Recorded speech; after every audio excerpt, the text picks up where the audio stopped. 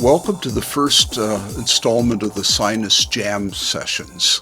Now you're wondering why Sine-US Jam sessions? Well, first of all, a few weeks ago I had to have sinus surgery, which just totally knocked me out, and it also meant that I couldn't post one video a week. So I'm trying to make up for it by creating this series. So I have my box of Kleenex with me. Hopefully I don't need it during the session, and I'm fully recovered now from the sinus surgery. I'm feeling pretty good and I can breathe.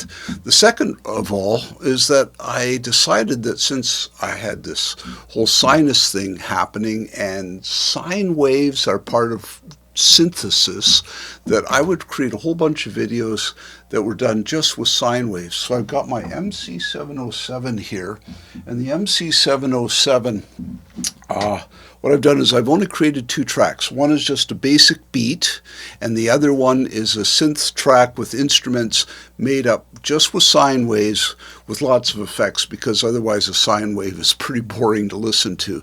So what I've done here is I've got everything all set up for making this video, and it turned out to be way bigger and messier than I really wanted it to be. It's far more complicated than I really would have liked it, but hey, it's the reality that I'm facing.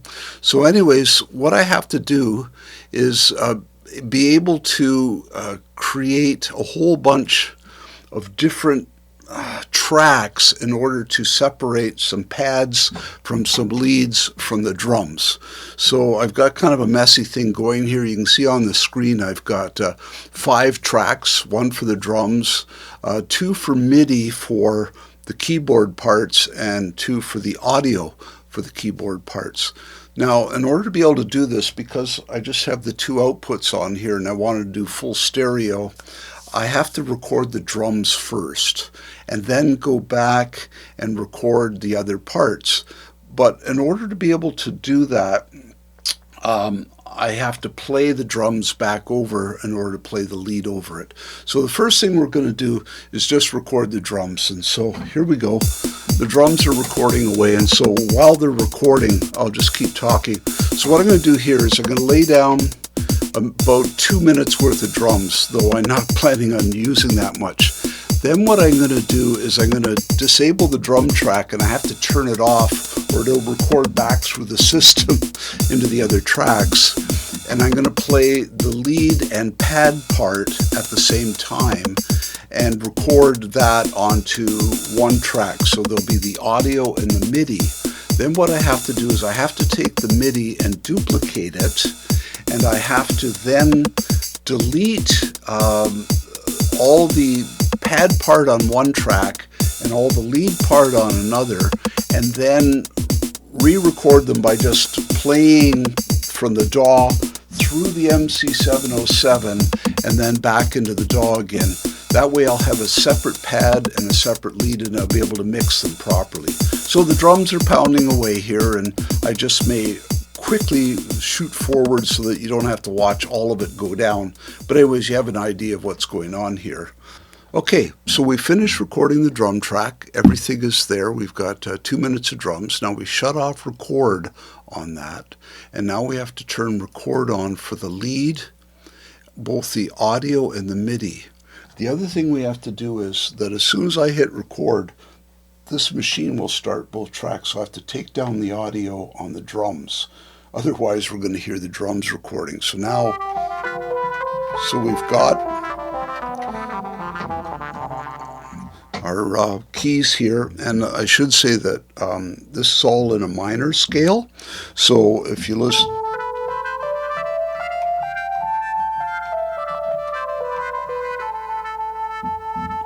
so let's just make sure it's minor. There. Okay, so we've got it all set in a minor scale.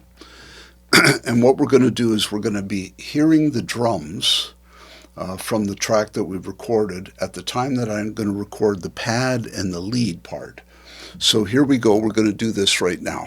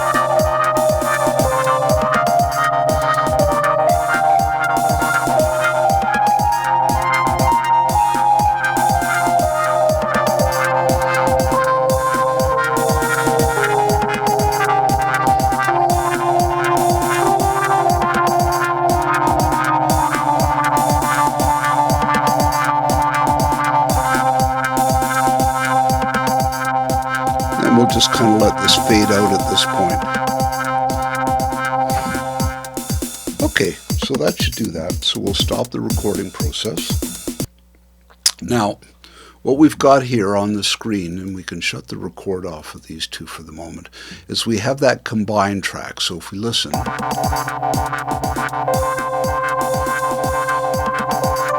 but the pad is far too loud in conjunction with the lead part, so we need to separate them. So what I'm going to do is I'm going to duplicate this. I'm going to copy it, and then I'm going to paste it down here. And we'll just set that right at the beginning there, and paste. So now what I have is I have the MIDI track duplicated. I have it down here below, and I have it up here, and they're identical at the moment. But what I'm going to do is I'm going to take this lead track, and I'm going to make this the pad up here. So you can see on this, you got the pad part down here, and the lead part up here. So I'm going to delete all the lead. It's gone now. So this is only pad up here. Then I'll scroll down to this. This is lead and pad, and I'm going to delete the pad part. There, it's gone. So now what I have is I have one track. Let's close this up. I have one track that is the lead, and I have one track that is the pad. Okay, so if we look at this, you can see that somehow or another I have accidentally deleted everything. So we'll just do a little bit of undoing. There we go. Okay, so now we have this track here, which is the pad.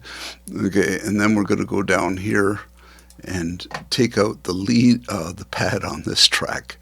Who knows what I did wrong? But there it is. Okay, now we have two tracks. And let's close this up. We have one track with pad, one track with lead. We're going to get rid of this audio because we don't need it now.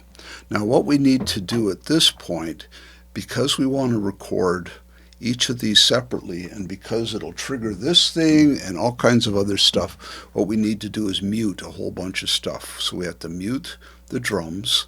We have to mute this track here, which will be the audio track for the lead. We have to mute the MIDI track. So now we just have two tracks, and we put that into record.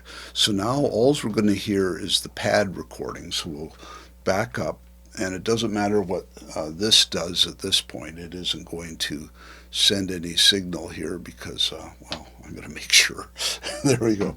So I've turned everything down. So I'm going to hit record, and now we're just going to hear the pad recording. And we're not hearing the pad recording. Hold on, stop. That's because we have to put both in record mode. Okay, there we go. Now we're just going to hear the pad recording. And here it comes. Oh crap, I see what I've done wrong. Oh.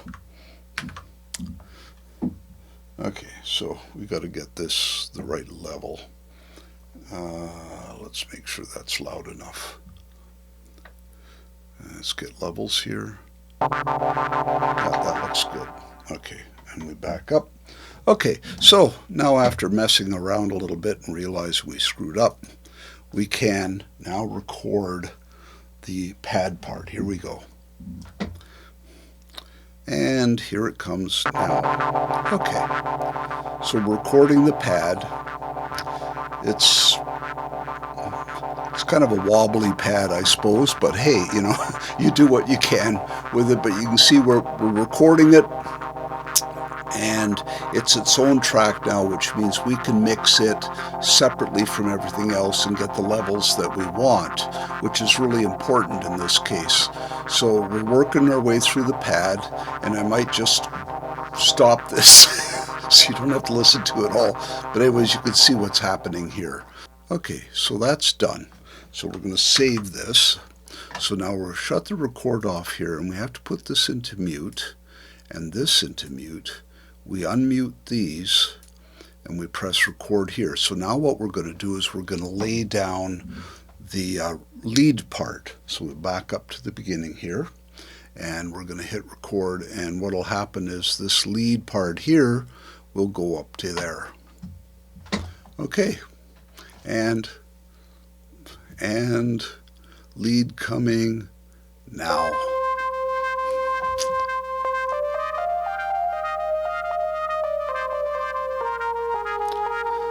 Now, this is a little sloppy. It certainly isn't bang on like a Grovebox, but I think it's organic by doing it this way, not trying to go in and correct and move around.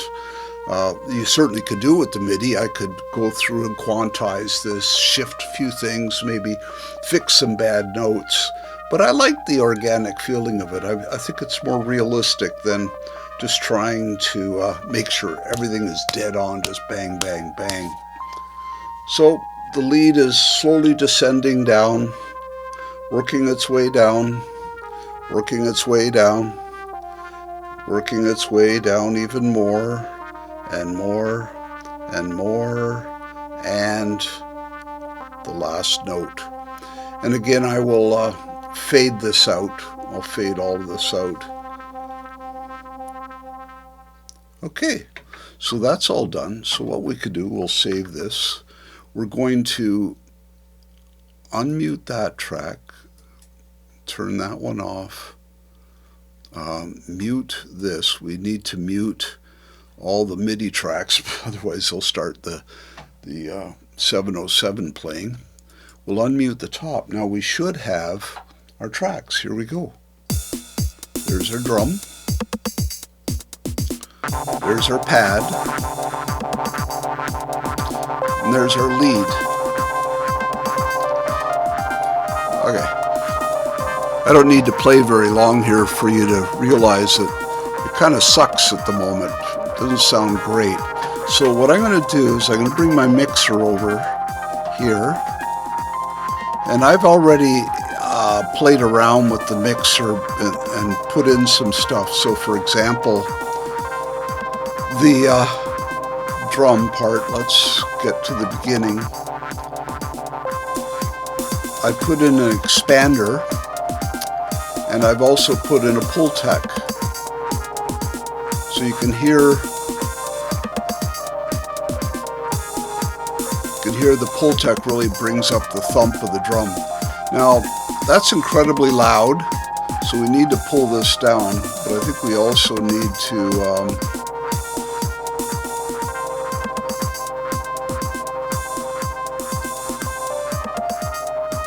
okay, so that's getting there. Now we're going to look at the pad, and on it I put an EQ. I've taken out some of the top end because it really, oh here, it's better to show you. So this is the pad EQ. You see I've taken out some of the top end so that it doesn't interfere too much with the EQ on the lead part. So you can see there's the lead and there's the pad. It helps separate them a bit. Now I think the pad is too loud, so I'm going to take it down a bit.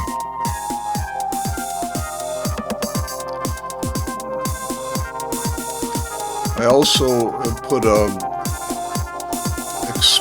I've put a narrow expander on the pad to keep it really centered. I could even shift it a little bit to one side maybe. I've also put an expander on the drum track. Let's get it back up here. Let's get it centered. So it's a nice breadth on the drums. We can, I turn the expander off. Drums get really narrow and tiny. Put the expander on, it just spreads it out really nice. Put a little bit of reverb, though I don't have anything sent to the reverb. And I don't think I have anything sent to this. No, didn't need them in the end. And then I've got some mastering happening, a limiter, black box, for some, let's get this. So I have a limiter on it. I have a black box, which adds a little bit of saturation. Let's see if the ozone helps.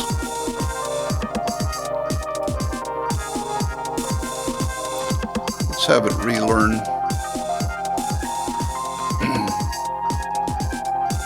see what it has to say for itself.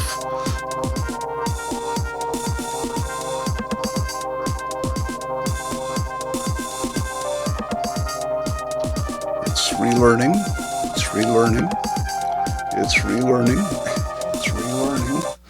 There we go.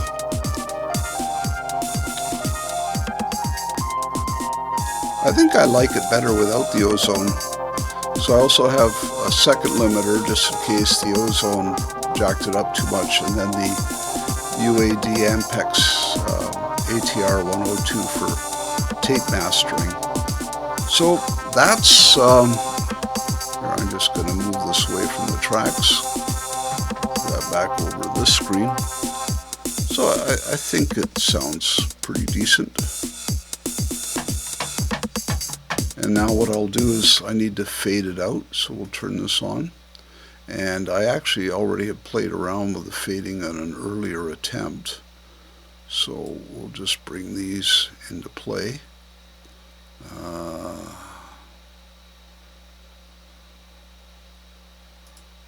And bring that up to here and out. And then we need to do that with this track. So.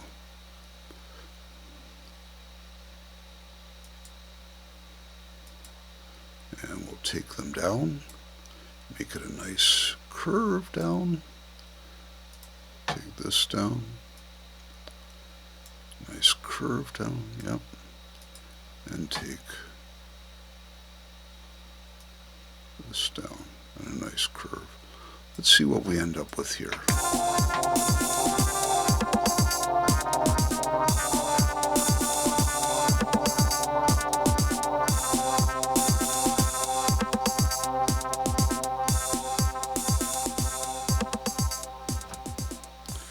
Now, one decision you could make, since the beginning starts with the drums,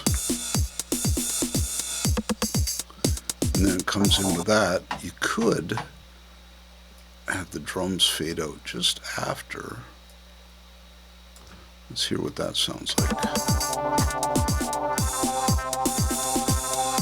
So that the pad and the lead go out and the drums go out on their own. I kind of like that, actually. Okay, so that's it. I'm not gonna go through everything else that we're gonna do here to get this ready to make a video with it. But this, I think, gives you a basic idea of what I've tried to do with the sinus session. So this is Sine-US Jam 1. I'll try and come up with a clever name for it. All the lead and pad is just done with sine waves that have been processed. And I'll have a description in the description below of all the things that I've done to those. Everything has been processed within the MC707. So while I start with a sine wave, I then add some effects like auto wah in the case of this, just to make it a little more interesting than a straight sine wave. So thank you very much for listening to this. There's going to be, I think, 5 more. I'm hoping to get a little more streamlined with this because it's kind of messy. But thank you very much for watching.